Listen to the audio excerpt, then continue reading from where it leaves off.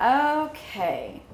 So we just got back from that vigil, and I was telling you out on the porch that it was just amazing because even for me, we were standing there and people in the community didn't know who I was, but I had a couple come up and pray with me. And I mean, that's just who these people are. This is Sutherland Springs. We're a good old country town. We're what everybody dreams of. Someday I want to move to the country. This is it. And I've always lived here. And you've lived here, what, your family, how long now?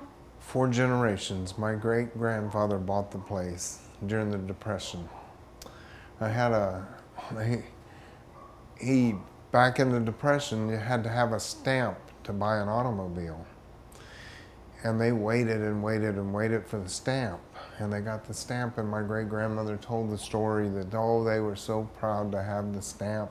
And they sent my great-grandfather to get a car. She was gonna be styling in a car.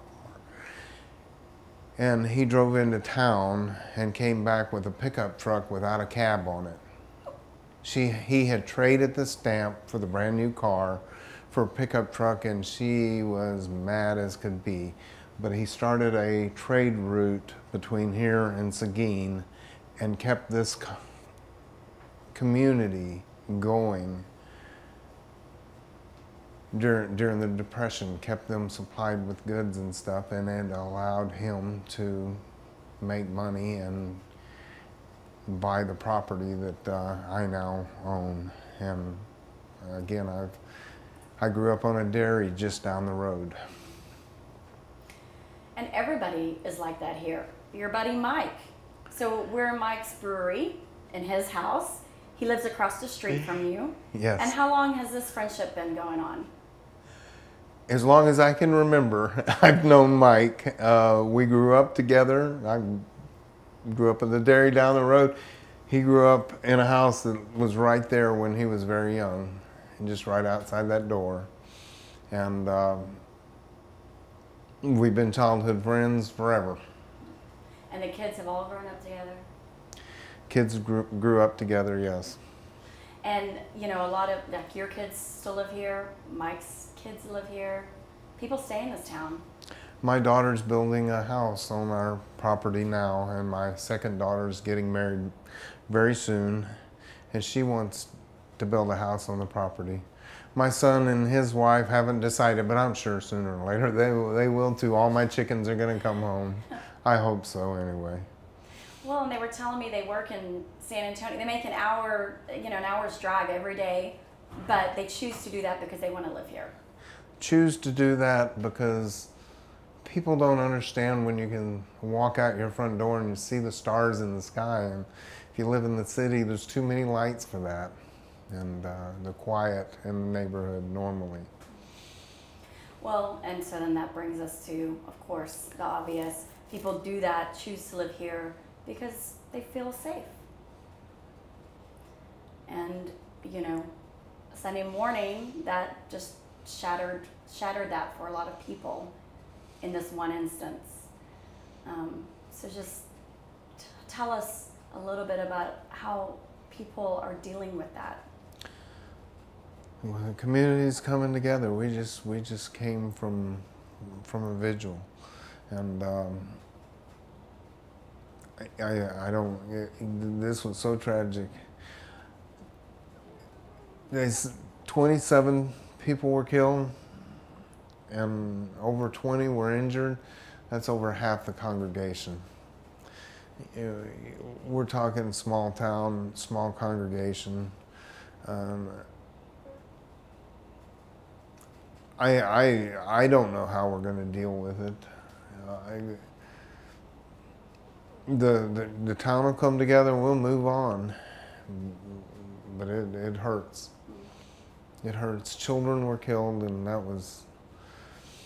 I can't believe somebody that would be so vicious to do something like that and kill innocent men and women too, but innocent children is beyond fathom. I don't understand. Well, Elena was telling us You know, they live across the street, as you know, Elena and Kevin, and they have, no wait, not Elena and Kevin. Kevin, yeah, and they have a little Ezra, right? Yes, I have a little boy Ezra. Yeah. And he sits out here on the deck and plays with his stuff while we're hanging out on the deck on Friday nights. Yeah. With his light up shoes. What's that? With his light up shoes. Yeah, with his light up shoes. He's a cute little boy, a bright kid. She had a moment because one of the bullets went through their house because they live right across the street, and she was holding Ezra. They were, I guess they had heard shots, and they were closed in a room, and a bullet whizzed right past them. And I mean, what a moment for them. They live right next to the church, you know? Right across the street from the church, yes. And she was saying in that moment, Kevin was dealing with other stuff, and she said she felt like, man, I wish I had my gun. I wish I had a gun with me. And that's going to be fixed too. I can tell you right now that will change. That will change. Yeah. You had your gun, so. I had my gun. I had it. It was locked in the safe. But when my daughter ran in and said the man was in tactical gear with a helmet and body armor, when I opened up the safe, I pulled out an AR-15, and AR-15 is much easier to handle and much easier to aim. And I grabbed a handful of ammunition. I didn't want to. I was hearing shot after shot after shot, and I didn't want to waste time loading a full magazine, so I just grabbed a handful and ran and started loading the magazine as I was running out the door. You hadn't seen anything yet, though. I had not seen anything, but my daughter had taken her car and drove down to the corner to figure out what the sounds were. And she was right down by the church in her car, and she saw him shooting, and she came back in the house and said, there's a man in black tactical gear shooting up the Baptist church. Those people are my friends. Those people have known my family. Those people have been here for generations.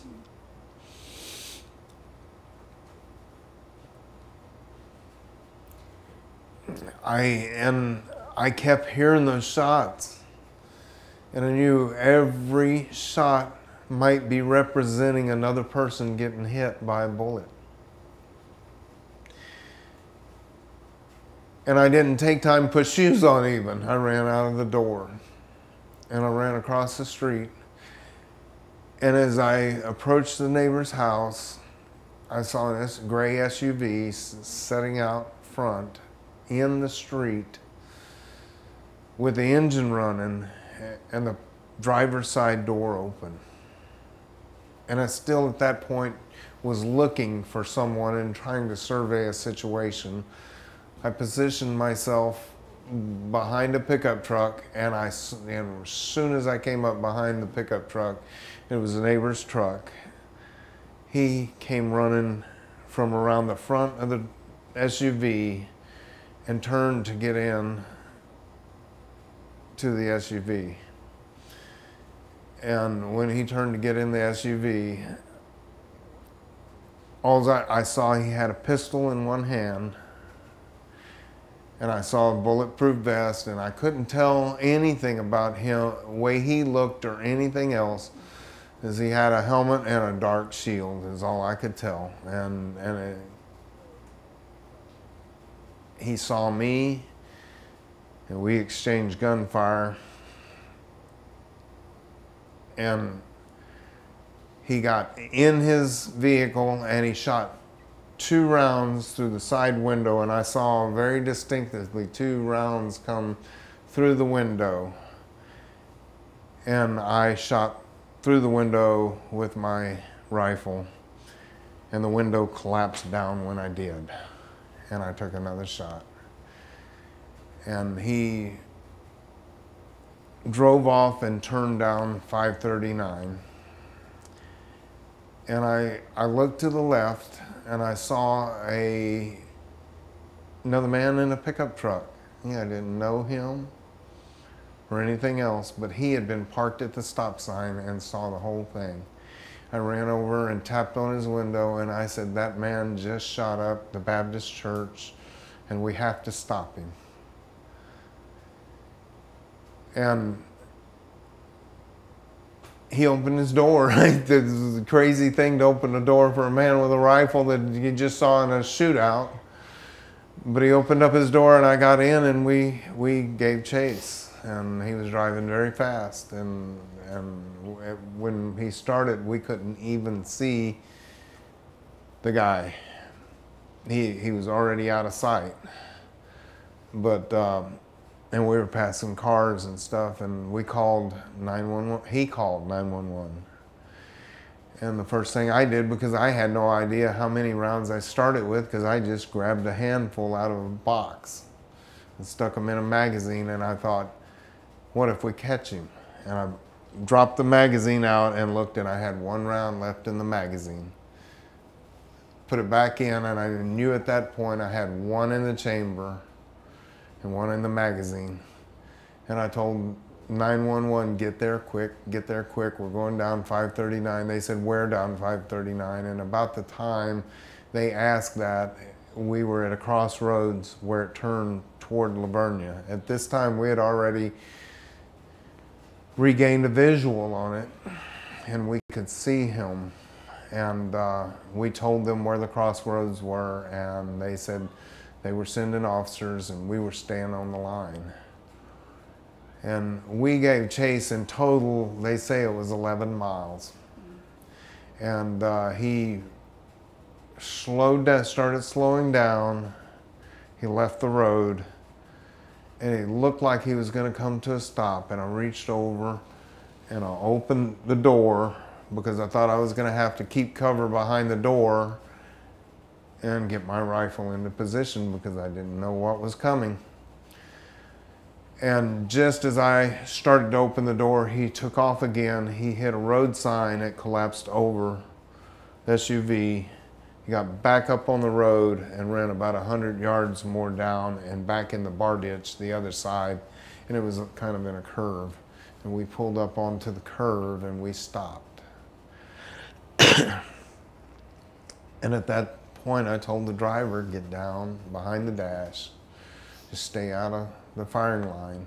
And I got out and I walked to the front wheels of the truck and laid the rifle across the hood and I had a tactical EOTech on my rifle, and I kept it trained on the side window of the SUV.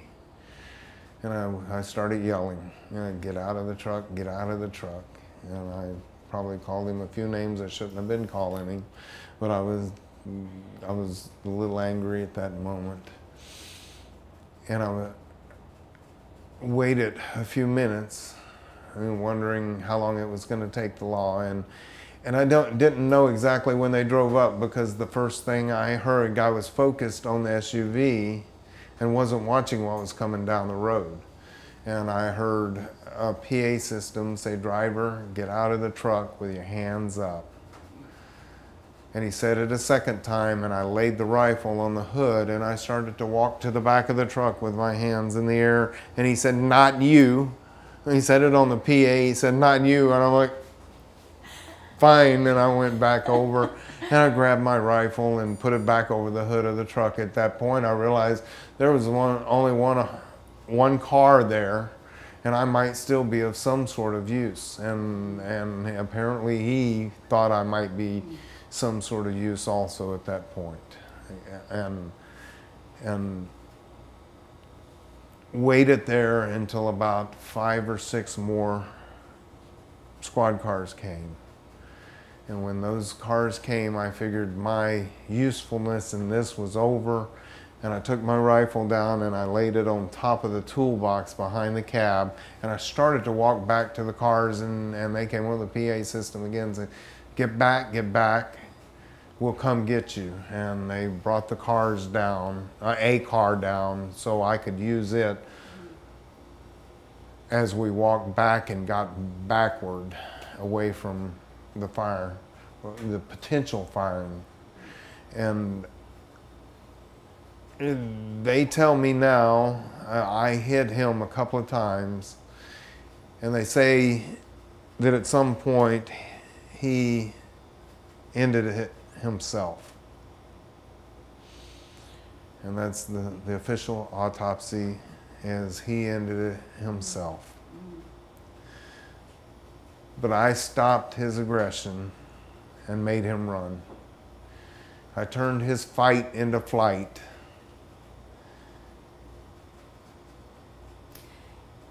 And I did what I had to do.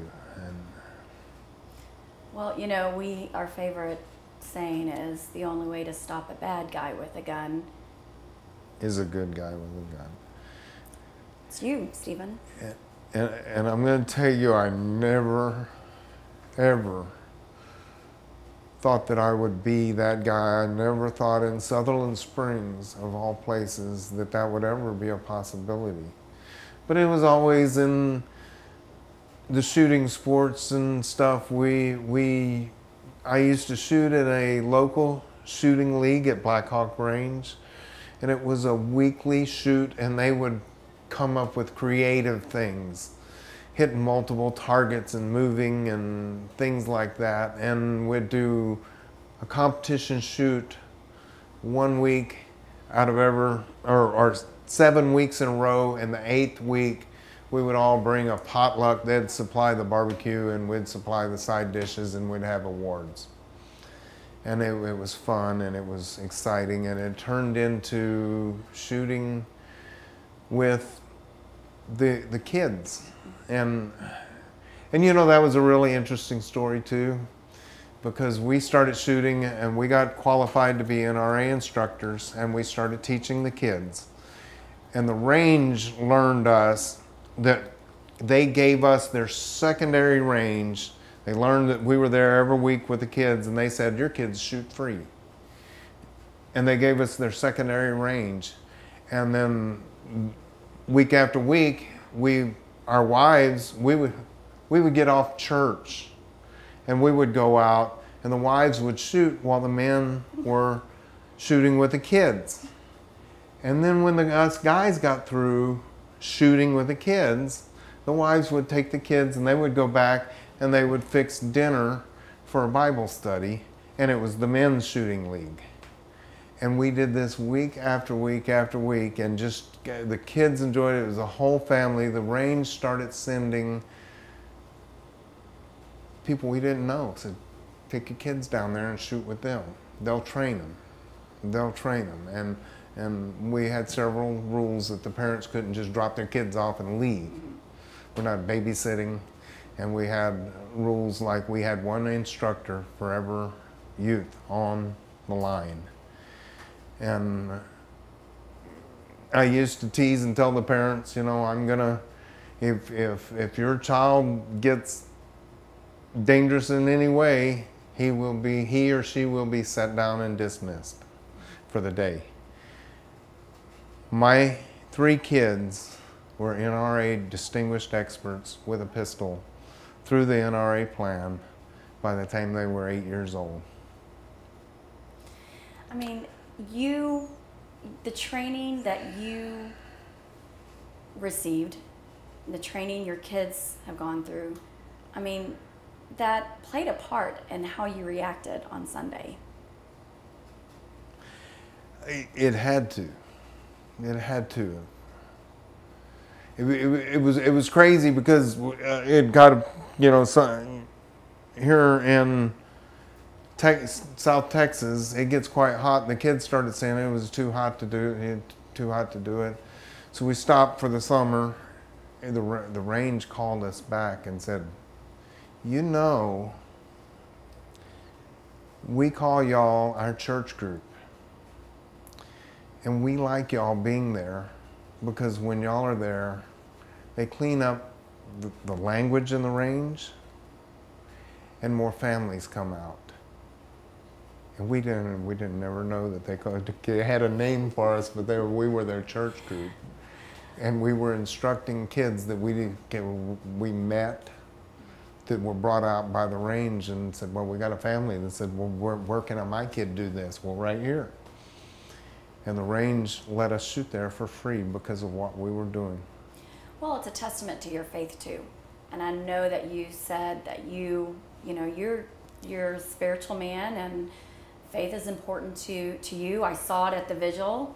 You know, you were praying with your family. You were singing songs of praise with your family. How is that carrying you through? How did it get you through Sunday and stays with you now? It's the only thing that carries me through.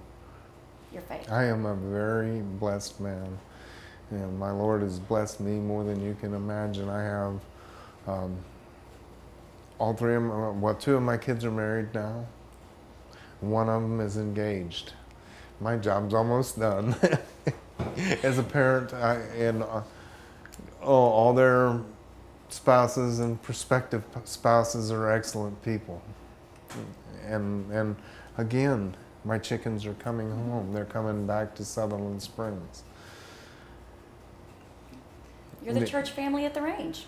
What's that? You're the church family at the range. Well, actually, we don't do that anymore. I have my own shooting range on my property. I put down 18-wheeler tires and filled them with sand, stacked them up over 8 foot tall by 25 foot wide and 8 18-wheeler tires deep.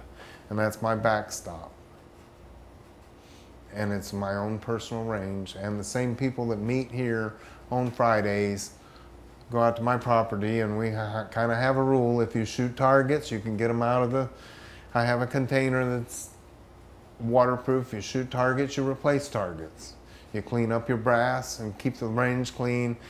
Once the target stands start getting worn out, we have a range work day and we clean up the targets and put new target stands up, and everybody pays for their own part. It's fun, but it's also training. You're having fun, but you're also learning your firearm and training. And how many people do you think now find that really important? I would hope that a lot of people think that that's important now. When, you know, and people have told me before, well, you do all this shooting and you would probably freeze up and wet your pants, is what they said. You'd probably freeze up and wet your pants if it ever happened. And I've heard people tell me that all along. And I said, you know, it might happen. It might happen. But I said, think about karate.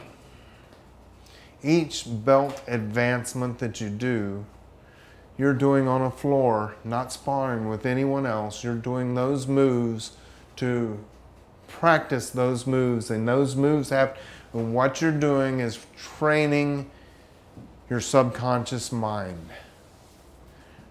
And then if you get into a fight, your subconscious mind, you don't have time to think about what you're going to do. Your subconscious mind takes over, and when somebody throws a punch, you sweep it away. And I said, think about what you're doing when you're training, when panic mode goes on, your conscious mind kicks off, and your subconscious mind does what it's trained to do. And if you don't have good training, it won't know what to do. And I said that could be possible if I was ever in a heated situation. I might freeze up. No one ever knows what's going to happen until it happens. And I always said, I hope I never have to know. But thank goodness Sunday, you were there. Sunday, I found out. And you stopped him. And I didn't freeze up.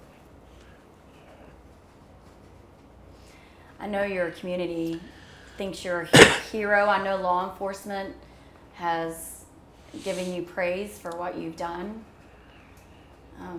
You know, who knows what could have happened, but the fact is your training kicked in and you did what you needed to do. I had a man come up to me today, said he was in law enforcement for 30 years.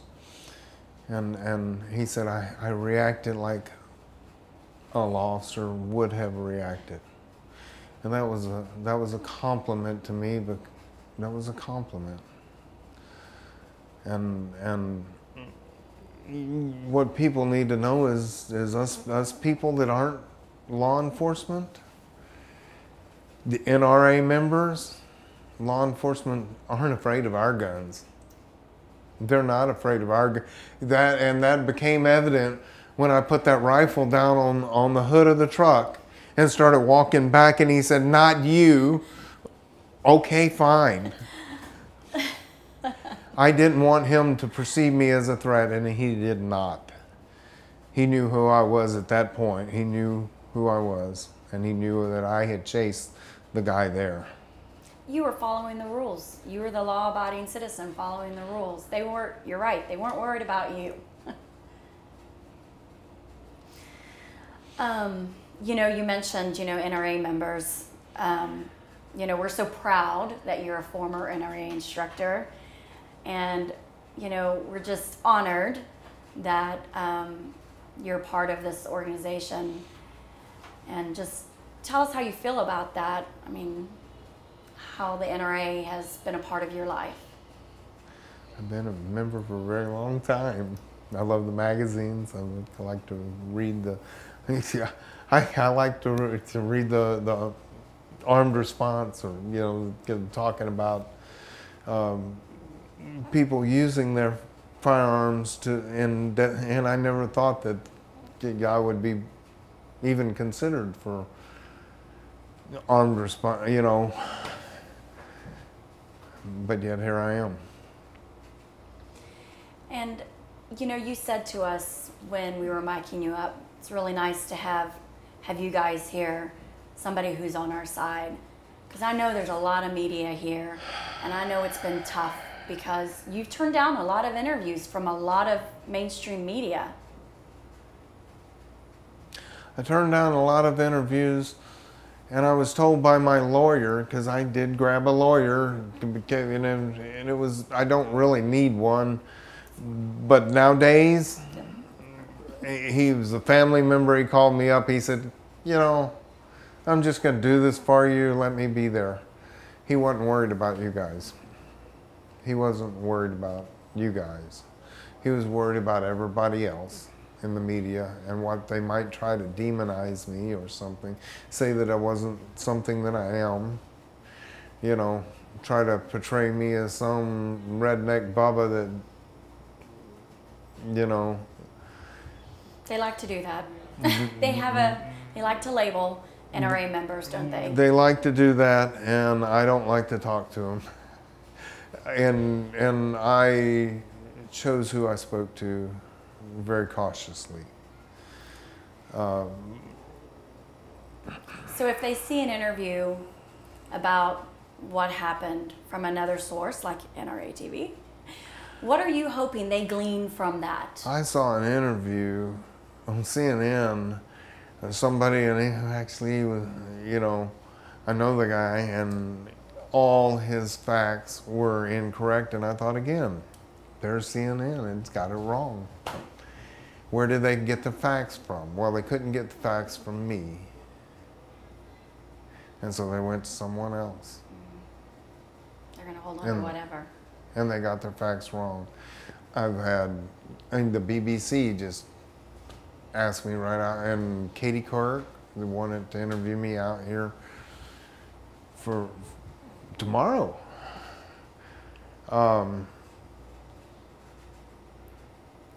First off, I don't even want the spotlight. What should be in the spotlight is this community and what happened over there. The pastor's 14-year-old daughter was killed, and he was actually, him and his wife were in Oklahoma. The pastor's daughter was murdered by a maniac. A whole family, 4 children and 2 adults were murdered by this idiot. And people want to talk gun control. And they're worried about my rifle. They're worried about my rifle. and I don't even care if anyone knew who I was. I didn't care if anyone knew who I was. In fact, it took my lawyer telling me, you're going to have to talk to the media. He said we can choose them, and it was funny because we chose one. He was a young man that was in my shooting club, graduated from Harding University, Harding Christian College. I went to Abilene Christian. I taught him how to shoot, and now he's a anchorman for some ABC affiliate in Arkansas. And he called me. He called me and he asked me, he said, I don't want to pressure you for, I said, oh, I would love to have someone on my side. And so he came down and he did a interview with me before you guys did. That's great. I'm glad he was somebody you could trust. We feel honored that we are somebody you can trust as well. We know the message. Well, again, he was an NRA member and another one of the distinguished experts from my group. Sounds like you've had a few of them. I have. I also taught some defensive classes and dealt with, this seems so funny now, situational awareness, seeing what's around and things like that. And I was no longer actually an NRA instructor at that point, but I thought that I could teach people about different types of actions and stuff and different ways to carry it from my experiences. And I had people talking to me all the time saying, I'm a woman and I'm small and I fear walking down the street. I can teach you, and we would do classes of anywhere from 10 to 20 people. And it's been a couple of years since I've done one of those. But we get to talk to a lot of women who have come to the realization that their personal safety depends on a decision to purchase a firearm. Well, and I've discussed it with Joe Tackett, the sheriff here in Wilson County before, and he knows that I do or did classes in the past, and that's another thing about the small town, because Joe Tackett said, oh, your mother knew me when I was this tall. My mother knew him when he was that tall. So Joe Tackett's known my family,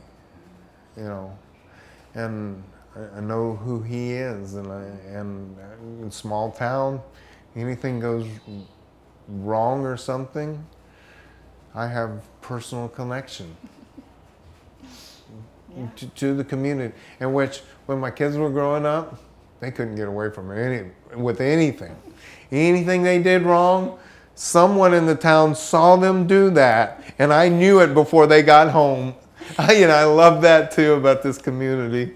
It's like I got eyes everywhere, and some people hate that. The teenagers hate that. Well, some people say, "Oh, in small towns, everybody got their nose in business." If your business isn't bad, who cares? That's right. My business was never bad, but I did do things when I was a teenager, and I got home and my dad said, "What were you doing?" I got a phone call. So I wanted to ask you about Johnny real fast, because you mentioned he doesn't live here, and so he didn't know you when you stopped him and said, "Hey, let's go." He didn't know me. But you saw him tonight for the first time at the vigil? Since that day? Since yesterday? Yeah, I think that's the first time since I saw him since yesterday. What did he say to you? Oh, he gave me a big hug, and he said we did what we had to do.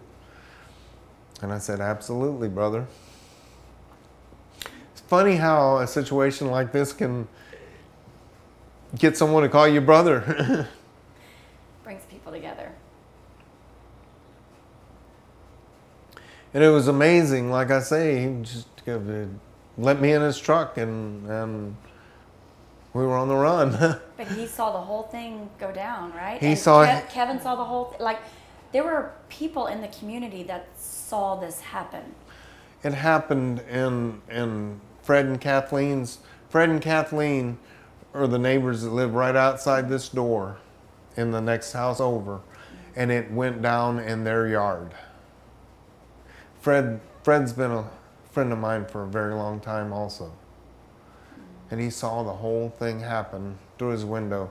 I called him up and I said, man, because when they shot at me, put a hole in his bullet hole in his house and put a hole in his windshield to his wife's car. And I said, man, sorry about the bullet holes in your truck. I was using it for, to hide behind. He said, man, you can use my truck for whatever you want for the rest of your life. It doesn't matter. He said, you use my truck. Good for Fred. Good for Fred. Well, he's that kind of friend anyway. Yeah. He was glad you showed up with your gun. He was glad that I showed up with a gun. Yeah. I mean, that's the point here. We just feel so strongly about, that message. He saw me run from my house. He's like, wow, really? Everybody feels safer with you around, Stephen. It's obvious. Oh. And we need more Stephens to keep our community safe. And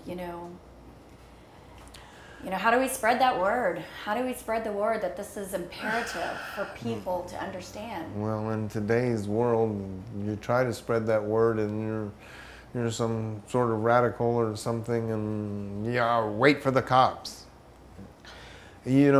Wilson County Police Department is a fine police department. Great officers, but they can't be everywhere all the time. And unfortunate part of that is so many times police officers mop up the mess and take the evidence and get someone behind bars. And we need that. But they can't be everywhere all the time. And sometime you got to be responsible for yourself. Yeah. We've had law enforcement come on NRATV and say, you are your own best line of defense. We can't be everywhere at all times. We will come as soon as we can, but you are it. When something goes down in your house with your family, I'm going to tell you the way it is here in Wilson County. If you call the Wilson County Sheriff's Department, because it's such a small town and everything else, they're coming. They're coming as fast as they can, and there's 5 cars coming sometimes. Because you may be the only call, and they're sending everybody, and they get there and they take care of whatever the problem is. But they may be all the way over wherever. Yeah. And they may be wherever in San Antonio too, or anywhere. Law enforcement gets there as fast as they can, and they do as good a job as they can. But sometimes you have to take care of yourself. Sometimes you drive 11 miles taking care of the problem. Sometimes you drive 11 miles. And when they were called, they had an active shooter at the church. They were coming to the church. Yeah. And they had people down at the church, and they didn't know at that point, they didn't know whether there was a second shooter or anything else. They're coming to the church. That's where the people are. That's where the people that need help are. And until we called 911, until Johnny called 911, and we gave them the description of the vehicle and which direction it was headed, they didn't know. Kevin was telling me when we were sitting on the porch that the suspect, because I asked, I wonder how many members were carrying. But the problem is, Kevin was saying that he started shooting way before he got into that church. He started on the sidewalk. That's where Kevin saw him.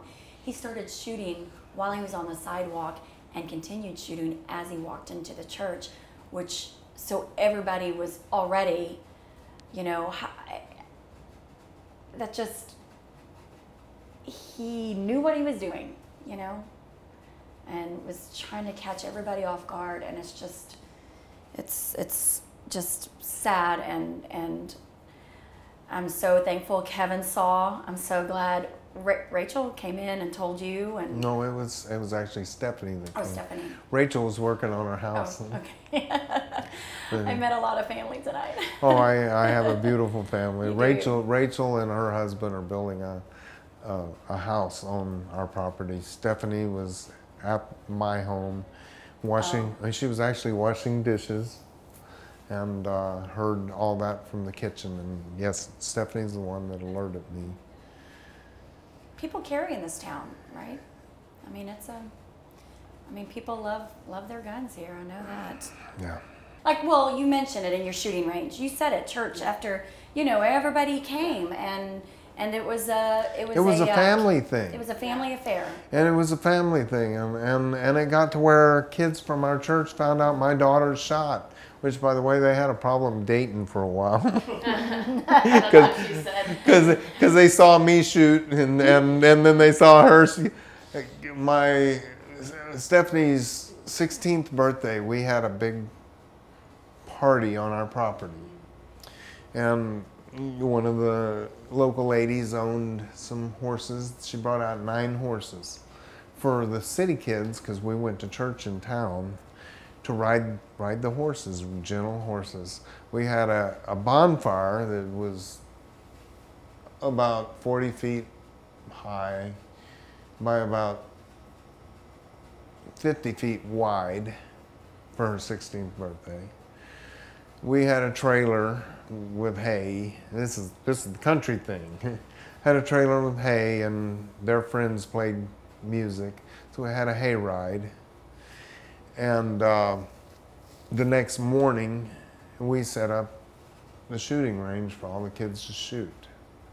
And the story, I remember it so perfectly. My daughter, she was 16, she just turned 16, and she rode that horse up and jumped off the horse. Well, we were all shooting there at the range, and she stepped off the horse, and she got down, and she said, "Dad, can I shoot?" I said, "Go at it." She loaded up 3 magazines for my .45. She put 2 in her belt. Stuck one up there, as we had just set up bowling pins. We set up 20 bowling pins.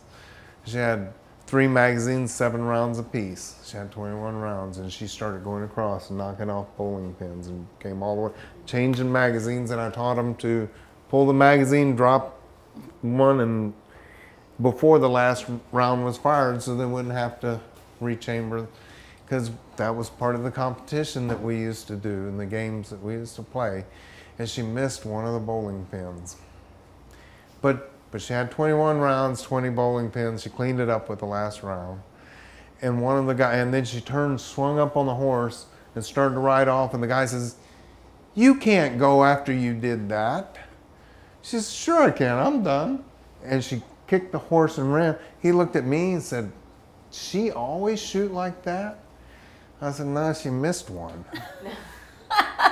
It's a disappointing day. Yeah. It's a disappointing No, day. she missed one. Yeah, and he's looking like at her. me with his mouth wide open. Just not like her to this one. Yeah. And of course that was a big joke, but Yeah. she was really good with a pistol. Yeah. And that was when she was 16, and she was shooting a .45. And the way the NRA starts with a simple rimfire pistol, 2 hands on a table, and starts the process. First step, 2 hands on a table, shooting at a target. Now, use 2 hands standing up, and you just move, and then right hand, left hand, she didn't know how to flinch with recoil when I moved her to a 45. Worked her up from a 22 to a 9mm. When I gave her a 45, the first 3 shots with the 45, I remember she put 3 holes in the middle of the bullseye and said, "Dad, this really kicks." I said, "Babe, look what you did." "Yeah, but it really kicks. But look what you did." She was not having a problem with recoil. And I don't know if you want to put this in there or not. You can put this in there. I'd kind of like to talk to Heather Deppy. Do you know who Heather Deppy is? Yeah. Heather Deppy was one of my shooters. Her and her father. Her father helped us. It was part of our shooting group. Heather Deppy, when she was 15 and when Heather Deppy was 16, and she was my daughter's best friend, taught our West Point cadets, was invited to teach our West Point cadets to shoot. 15 and 16 Junior Olympics, several Junior Olympics championships. When she turned 17, she got with West Point, and I think it was Ciro Rodriguez signed her paper to help her get in. She's West Point graduate now. She shot for West Point. She set women's collegiate national record. We got to get in touch with Heather. Huh? We got to get in touch with Heather. And she's now serving in our U.S. Army. She called me the other day when this went down. I'm sure. She's like another one of my kids. Love her to death. What'd she say to you? She said she was proud of me. I'm proud of her. I'm proud of all my kids.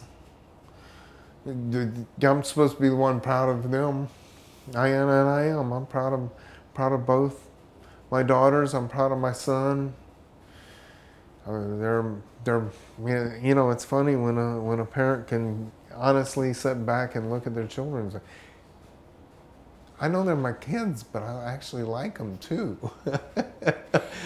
Yeah, and you're laughing at me. I'm serious about that. You know I actually like them. They actually like you too. Blake just said out there, Dad, everyone's so proud of you. Because I said, we are so proud of you. The NRA is so proud of you. He goes, we're really proud of my dad too. Well, when he left, before he left, he gave me a hug. That's a full-grown man still hugging his father and not afraid to show it. Awesome. Awesome. Anything you want to say to the NRA and its members? Stay sharp. Okay, I don't know. Stay sharp. Stay vigilant.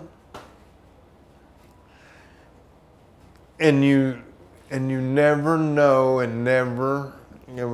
Someone asked me the other day, do you feel safer in town now? And I said, no. I think he thought I was going to say yes because I helped take care of an issue. And I said, no. Because before this happened, I felt totally safe in Sutherland Springs. Who would imagine this to happen in Sutherland Springs? Now I don't feel near as safe as I did. And I'm going to tell you, I'm going to be more ready. I'm not going to load a magazine anymore. There's going to be one loaded. And it's going to be fully loaded instead of grabbing a handful and chunking a few in a magazine. And this is what everybody needs to understand. This can happen anywhere, at any time, and people need to be aware and ready. It can happen anytime.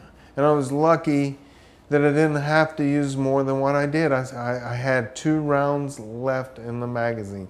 There you go. Talk about your 10-round magazine bans. I had only 2 rounds left in the magazine, and if he had not done what he did, would I have had to use more?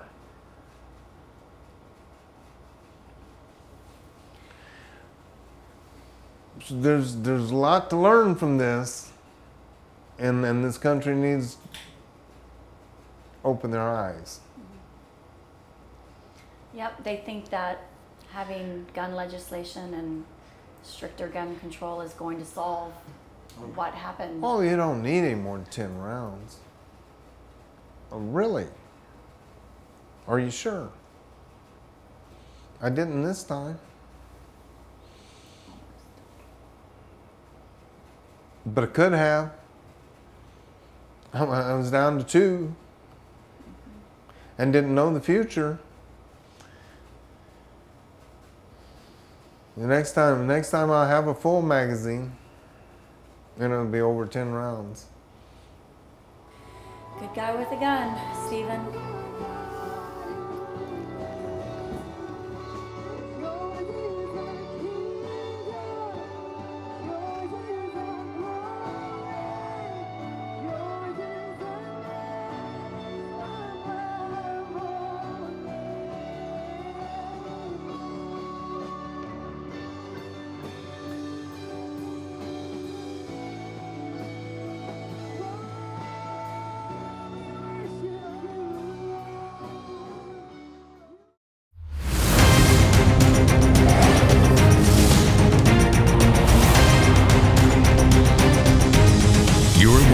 NRATV with Grant Stinchfield.